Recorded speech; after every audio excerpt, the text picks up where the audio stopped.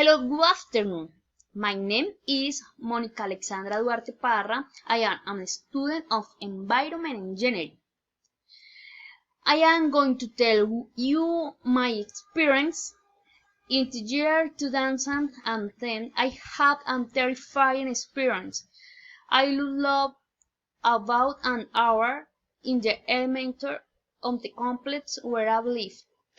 I was so scared, and I couldn't even breathe. I could only even scream. I have to tell at that moment that I was going to die. I was screaming and I screamed, but not one opened the door. I had suffered a lot. I could only wait for someone to open.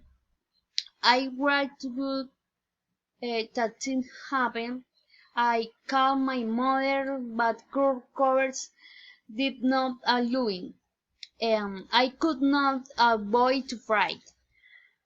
On Tuesday, firefighters arrived. They opened the door. Where it was, I tried to imitate living. Thank you for their attention.